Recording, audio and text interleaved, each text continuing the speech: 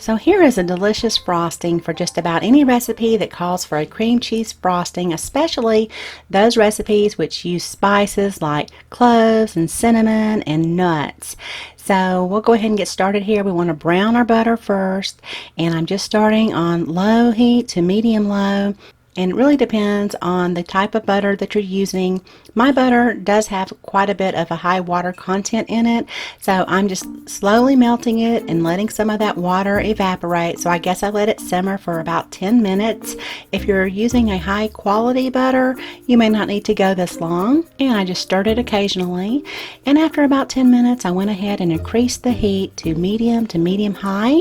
I'm making sure to stir it, and those milk solids fell to the bottom of the butter, and these will brown and give us that wonderful flavor we're looking for in the browned butter. So at this point, you really need to stand by your butter. You don't want it to burn. Once you start to smell it, and you will know when you're smelling it, it just has a nice nutty smell to it. Give it about 15 to 30 seconds depending on your heat, and you'll notice those milk solids are starting to turn nice and brown.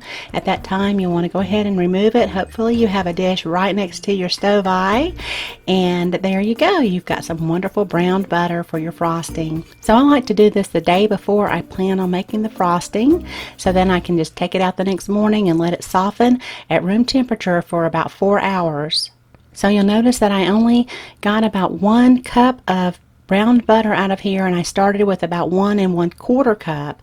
So if you want to do enough for this recipe, you might want to melt about a 1 3/4 cup of butter to yield about 1 1/2 cups of brown butter. It just depends on what kind of butter you're using. I broke it up just so it could soften a little bit quicker, and you'll notice you have some of the brown bits in here, and that's what gives you all this wonderful flavor. So the first thing we want to do is go ahead and strain the powdered sugar. This will make it nice and light and fluffy. And now for the vanilla, we'll just go ahead in here and get our vanilla bean.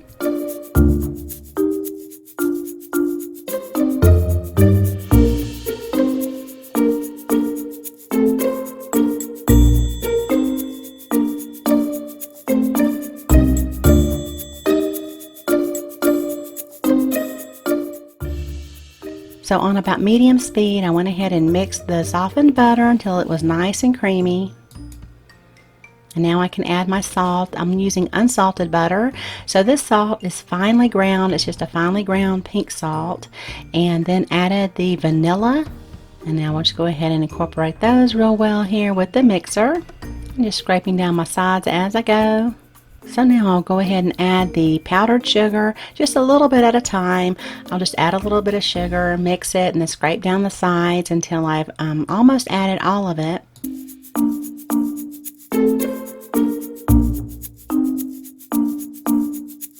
It'll start to get pretty thick there towards the end, and that's when I go ahead and add a little splash or two of some milk, and you can add up to probably about 6 tablespoons of milk. Just add enough milk to make it workable. So once you've combined all of the sugar with the butter, now we'll start to add the softened cream cheese, and I'm on about medium-high speed at this point. And just continue to beat it, and it will be nice and creamy at this point. That cream cheese will really start to smooth it out, and it will turn into a nice whipped texture. You don't want to over mix it because it will be real gummy, and so if you just add your cream cheese slowly and just try to beat it right in there with the butter, it'll really be a nice texture for your cakes or your cupcakes or whatever it is that you're going to use it in. So I hope that you can give this a try. That brown butter just really makes it something a little bit extra special. And so there you go. I hope you enjoyed the video. I hope you can try the recipe soon. And as always, feel free to share this on your favorite social media platform. I sure would appreciate it. Thank you so much for watching, and y'all have a beautiful day.